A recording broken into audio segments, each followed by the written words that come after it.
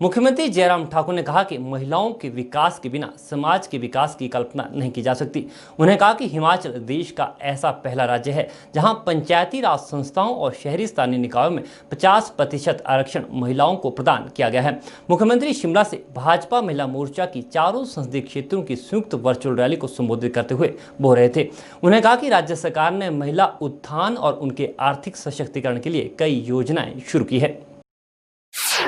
भाजपा महिला मोर्चा की virtual rally को शिमला से संबोधित करते हुए मुख्यमंत्री जयराम ठाकुर ने कहा कि राज्य सरकार महिला सशक्तिकरण और कल्याण के लिए प्रतिबद्ध है। उन्होंने कहा कि राज्य में महिला उत्थान और उनके आर्थिक सशक्तिकरण के लिए कई योजनाएं आरंभ की गई हैं। मुख्यमंत्री जयराम ठाकुर ने कहा कि राज्य महिला मोर्चा में राज्य के लोगों को फेस मास्क बनाने और वितरित करने में सराहनीय कार्य किया है। मुख्यमंत्री ने कहा कि राज्य महिला मोर्चा ने राज्य के लोगों को फेस मास्क बनाने और वितरित करने में सराहनीय कार्य किया है। उन्होंने कहा कि महिला मोर्चा ने राज्य में कर्फ्यू के समय जरूरतमंद लोगों को राशन और भोजन उपलब्ध करवाने में भी महत्वपूर्ण भूमिका अदा की है। मुख्यमंत्री जयराम ठाकुर ने कहा कि प्रधानमंत्री नरेंद्र मोदी के सक्षम नेतृत्व में कोरोना संक्रमण के फैलाव को रोकने के लिए समय रहते कदम उठाए गए हैं।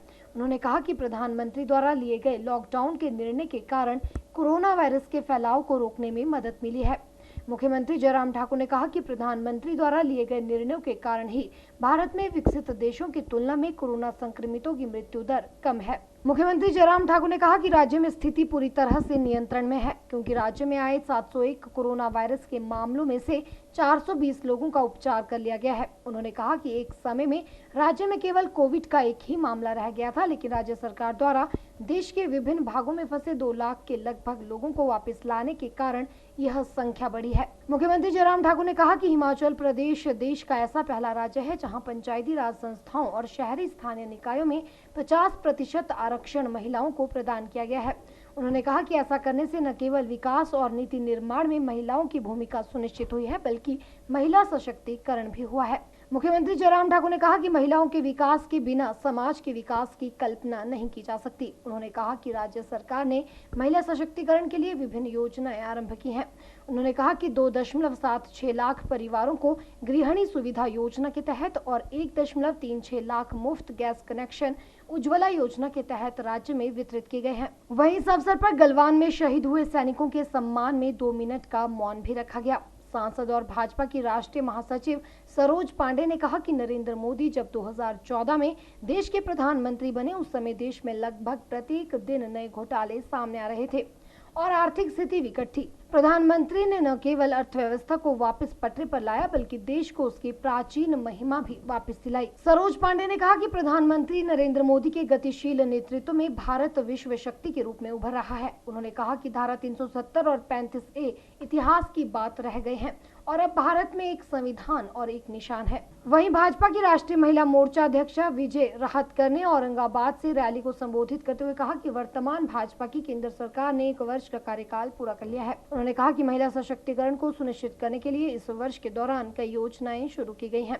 इन सभी योजनाओं से महिलाओं का सामाजिक आर्थिक उत्थान सुनिश्चित होगा। उन्होंने कहा कि कोविड-19 महामारी के दौरान महिला मोर्चा ने जरूरतमंदों को फेस मास्क और सैनिटाइजर उपलब्ध करवाने और लोगों को संक्रमण के फैलाव को रोकने में सामाजिक दूरी के महत्व के बारे में जागरूक करने में महत्वपूर्ण भूमिका निभाई है। मुझे इस बात की प्रसन्नता है कि जो वर्चुअल रैली आदरणीय हमारी पार्टी के राष्ट्रीय अध्यक्ष जगत प्रकाश नड्डा जी ने पूरे देश भर में शुरू की है, इसमें बहुत अच्छा रुझान देखने को मिला है। और पिछले 2 वर्चुअल रैली जो हिमाचल प्रदेश में पार्लियामेंट्री कॉन्स्टिट्यूंसी पर हुई, वो भी बहुत अच्छी रही, उनकी रीच भी बहुत अच्छी रही।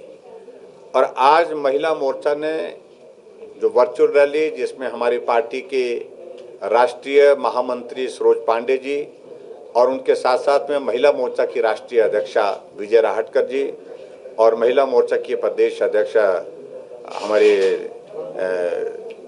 रशिमधर सूद जी, सुरेश भारद्वाज जी और हम सब लोग उसमें यहाँ पर उपस्थित रहे। महिला मोर्चा को मैं बहुत बहुत बधाई देता हूँ। बहुत बेहतर ढंग से इन्होंने इस वर्चुअल रैली का आयोजन किया था। बीच में टेक्नोलॉजी के माध्यम से थोड़ी देर के लिए उसमें विघ्न जरूर पड़ा, लेकिन मैं समझता हूँ बहुत बेहतर ढंग से। और महिला मोर्चा ने हिमाचल प्रदेश में बहुत अच्छा काम किया है। लगभग 28.5 लाख फेस कवर बना करके लोगों में वितरित किए हैं इस संकट के क्षण में, इसलिए मैं उनको बहुत बहुत बधाई देता हूँ। और वैसे भी महिलाओं के सहयोग के बिना समाज का कोई भी काम पूर्ण नहीं होता, समाज का कोई भी आंदोलन पूर्ण नहीं होता। 50% आबादी का हिस्सा जिसको छोड़ करके हम सफलता को हासिल नहीं कर सकते हैं। और आज मुझे इस बात की खुशी है कि रश्मि जी के नेतृत्व में महिला मोर्चा ऐसे संकट के क्षण में, जब बाहर जाना मुश्किल है, बाहर काम करना मुश्किल है, उसके बावजूद घर बैठ करके भी टेक्नोलॉजी के माध्यम से जुड़ करके पूरी टीम के साथ काम करते हुए मोर्चे को बहुत मजबूत करने के लिए उन्होंने एक भूमिका निभाई है। इसके लिए मैं बहुत बहुत बधाई देता हूँ। हिमाचल प्रदेश में मानसून के लिए जो हमारी तैयारियां हैं, खासतौर से सड़कों के रख रखाव की दृष्टि से, उस दृष्टि से जिला प्रशासन के साथ और प्रदेश के प्रशासनिक अधिकारियों के साथ हमारी बातचीत हुई है और बहुत जल्दी हम और भी इसके लिए रूपरेखा बना करके, क्योंकि इस बार कोरोना का अलग संकट है और बरसात आ रही है, उसके कारण अलग सी परिस्थितियां होंगी, तो उन सारी परिस्थितियों का सामना हम किस प्रकार से कर सकते हैं, उसके लिए तैयारी हमारी चल रही है। हमने कहा कि विशेष परिस्थितियों में, क्योंकि अब की बार जो इंटरनेशनल बॉर्डर पर जो है कुछ रिस्ट्रिक्शन ज़्यादा हैं और ऐसी सूरत में जो नेपाल की लेबर हिमाचल प्रदेश में सेब के सीजन में काम करने के लिए आती थी, उसके लिए आने में कठिनाई है। लेकिन फिर भी उसके बावजूद बहुत बड़ी संख्या में लेबर पहुंची भी है, वापस आने की जो है वो जो तैयारी में भी है और मैं उम्मीद करता हूं कुछ उसमें कुछ लोग आ जाएंगे उस पर वापस। मुझे इस बात को लेकर संतोष है कि हिमाचल ने अच्छा काम करने की कोशिश की है।